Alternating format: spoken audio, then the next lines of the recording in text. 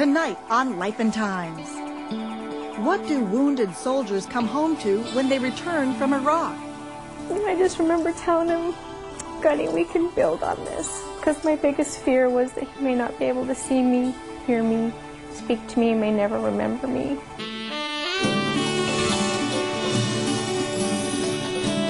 Her husband came back from Iraq, shot in the eye, virtually blind, part of his brain removed. But what really made Tonya Sargent angry was the way her husband was treated. She had to step in and take over physical therapy. And then she went on a campaign for other military wives. As Anna Kravis tells us, this woman is a force to be reckoned with. Every morning, Tonya Sargent and her husband Kenny take a walk on the beach. Each step is part of Kenny's difficult road to recovery. 2 years ago, he was wounded in Iraq. You can see the scar goes all the way down my neck. Yeah. The biggest thing is I lost so much blood when I got injured that I almost died because of that. Kenny and Tonya are celebrating 20 years of marriage. They have 2 daughters.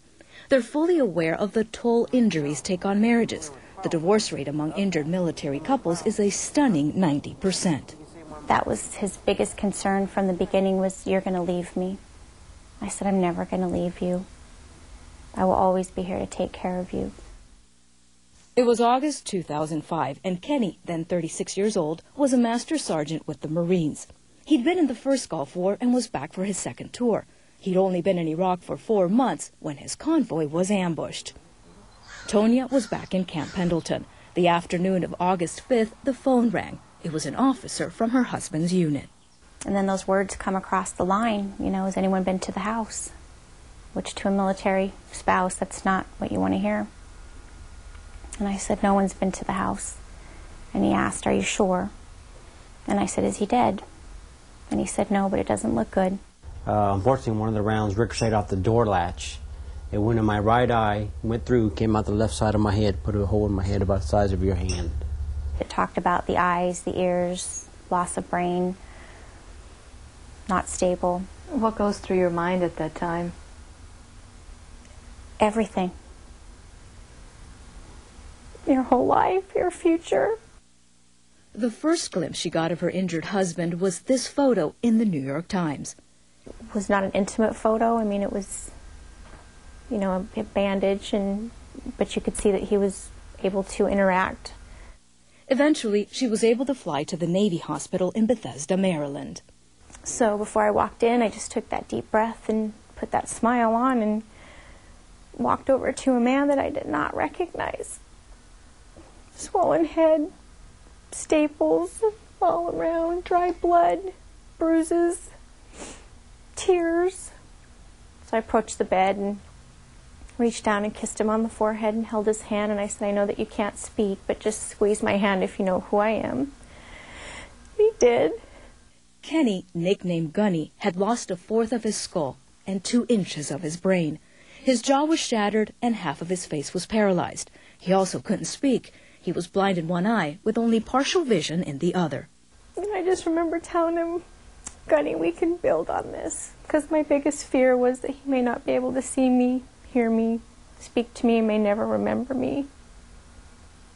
And he was my best friend and still is, and to have someone not remember you after 18 years, how do you rebuild memories?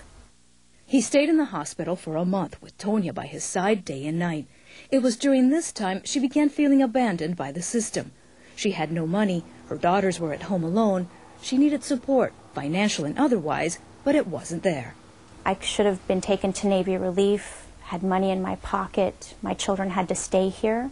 There was no one checking on my children, no chaplain services, no counseling services, no family services, no one.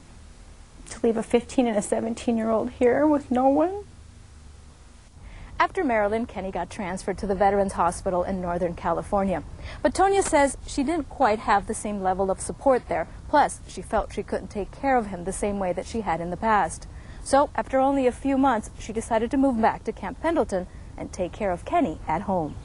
Look, look, look, look. Good. And then come down. Yeah, I just feel much stronger on this side. Yeah, I know. Tonya was an aerobics instructor. She decided to step in and give Kenny the long-term physical therapy he needed. Every day she works with him in the makeshift gym in their garage. He's come a long way in 2 years. And then lift this arm up, this arm right. I want you to bring it up so that this touches the ear. So I want it, no. Cheater. To engage his brain, Tonya has him working on wood furniture, among other things. Because the things they would give him in therapy would be like play with Legos, and he didn't want to play with Legos. He's a Marine. So I would give him things, you know, he's a mechanic by trade. I would give him things to tinker with. Well, here the lawnmower's broken. Well, I had every intention of buying a new lawnmower, but I can let him tear it apart, replace the spark plugs, just invest in his thought process and problem solving. You want to drive or shall I drive? She also made sure he went out in public. My daughters would often say, Mom, people are staring at us. Because my husband would remove his helmet and he had no skull. And I would sit up nice and tall and I would tell them, I want people to look at us.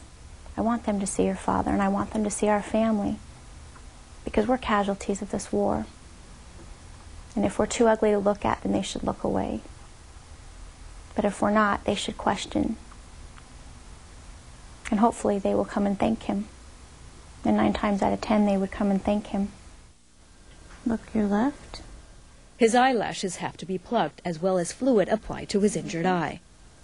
Well, his nervous system and the brain were traumatized, and so there's secondary things with bladder, stomach, possible seizures. And my biggest fear is that I've nurtured him back to this loving, functional man, and I don't want to see him deteriorate slowly and be taken from me. He tires easily, so every afternoon he takes a nap. These 2 hours give Tonya a much-needed break. To leave him alone for more than 2 hours at a time, which 2 hours is way too long, major anxiety. He's afraid something will happen to me, and he's left alone. I'm afraid something will happen to me.